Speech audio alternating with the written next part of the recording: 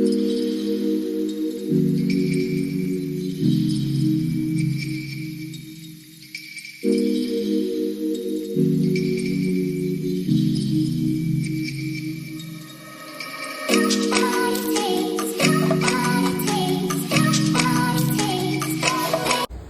of distal end of the fracture of radius, and now it is almost 7 weeks. So we have just done the bandaging because the ORIF has been done, which is open reduction and internal fixation with K wires. So we have checked the active movements and the passive stretches we are going to give now before we start with the any mobilizing exercises, so that we can just release the soft tissue. So we need to give little bit stretches at the wrist joint, and then slowly you press and do the wrist extension. So now while doing the wrist extension, I can feel some resistance here.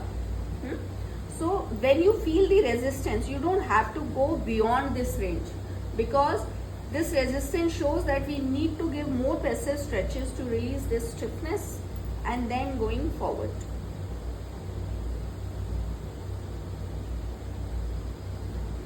Now in supine form,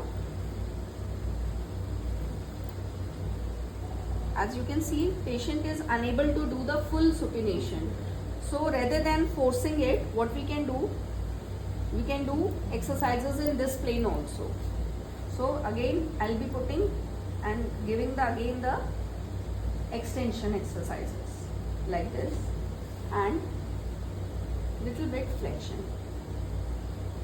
So in supine I wanted to do the flexion exercises, but it is not possible because patient is not able to do this supination fully. So we will be working on it, but what you can do initially, you can hold the thumb like this and stretch it upward like this.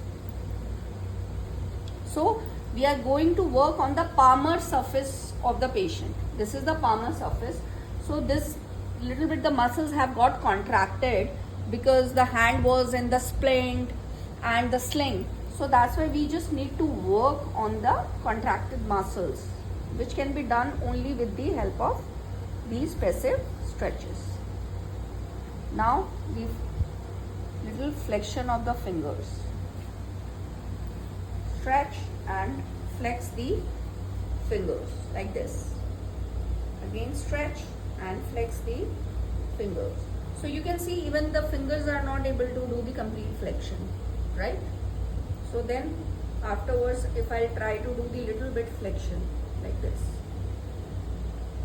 you have to stop where you feel the resistance initially, because this is just the first day of rehab, what we are doing today. Okay, so after doing this, again you will be doing the pronation and start doing little bit deviations like this. So this is the ulnar and this is the radial. So the main idea is to open up this and do the strengthening. So with this, to increase the muscles, the active movements of the fingers, you can just give the patient one ball so that they can do some squeezing exercises. Like you press my hand, press, open up, again press my hand. So these are the gripping exercises which can be done with the help of the ball also. Now if we go for the elbow, we can see that elbow movements are normal and even the shoulder movements are normal, but yes, the muscle weakness is there. So remember, whenever there is a fracture of wrist joint, we have to do the strengthening of the elbow joint also and the shoulder strength. And keeping it up, now you push me down.